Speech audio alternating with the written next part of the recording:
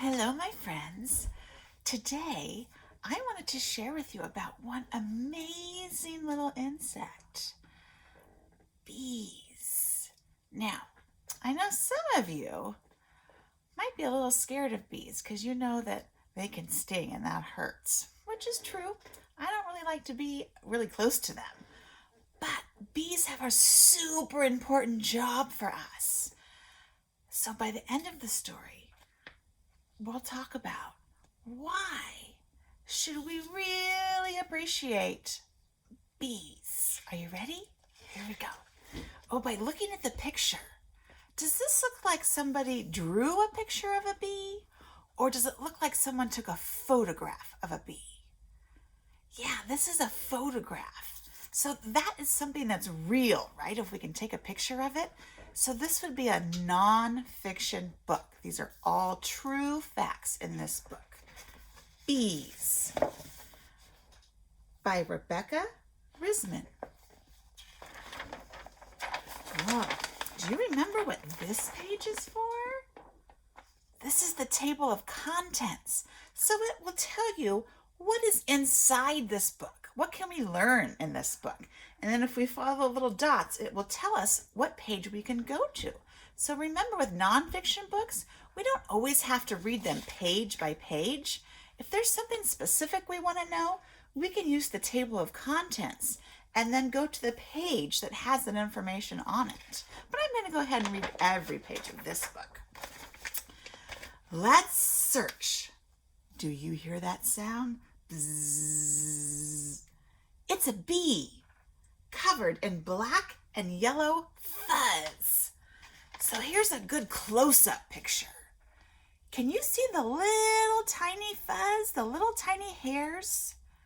There's a reason bees have those little tiny hairs, and we'll find out. 6 little legs help a bee to walk around. So bees are insects. And remember, insects have 6 legs. We can count them. 1, 2, 3, 4, 5, 6. Now these ones are not legs. Do you remember what those are called? Those are antennae. But it's a bee's wings that makes that buzzing sound. So if you look at the wings, they're see-through, they're clear. But when the wings are moving really fast, that's what makes that buzzing sound that we hear when bees are near. 4 clear wings help honeybees to fly. Can you spot the wings on this bee rushing by? So how many wings did it say they have? 4, right. They're kind of hard to see, but they have 2 wings on each side. So 1, 2, and then 1, 2. So they have 4 wings all together. If we were to make a number sentence, that would be 2 plus 2 equals 4. You got it. Now, 2 big eyes help a bee to look around. So here's the eye. But bees don't have the same kind of eyes like you and I do. Insects have a special kind of eyes called compound eyes. And compound eyes mean they see a whole bunch of little teeny tiny pictures instead of just one picture at a time. There's something you could look up. Compound eyes. That's interesting to look at. So when it's flying high, a bee can see what's on the ground. It has to look for something. When they're out flying around, did you know bees are working? They're not just out having fun flying around. They are working all the time. Bees have stingers too, which keep its enemies away. So this is the way the bees protect themselves. They use that if they feel like they're in danger.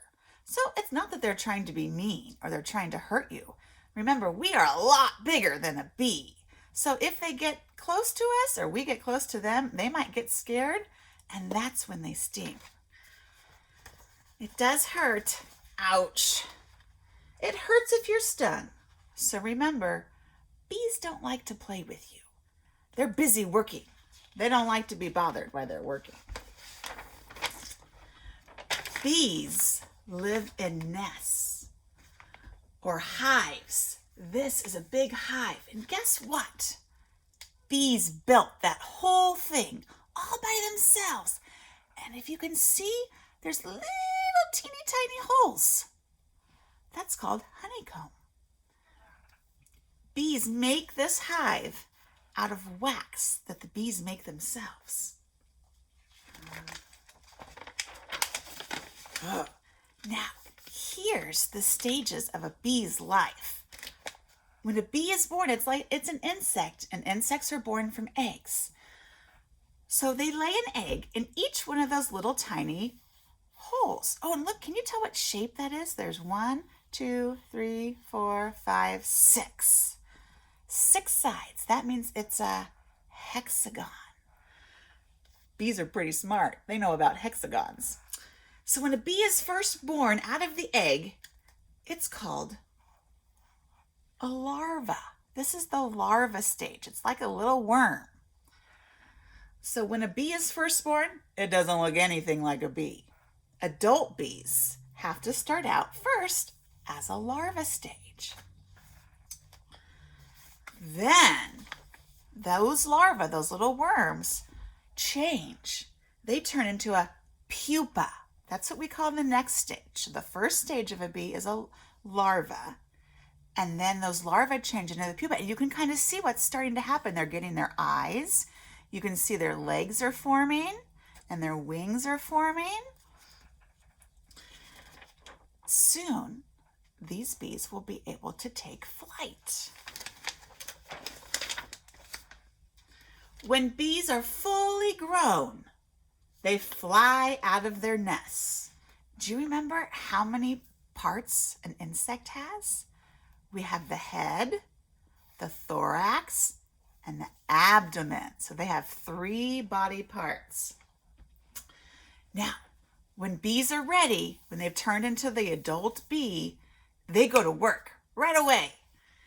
If they are a worker bee, a gatherer bee, they will fly out of the hive and search for pollen and nectar to bring back to their home, trying to do their best. So this bee right here, bees have a special tongue.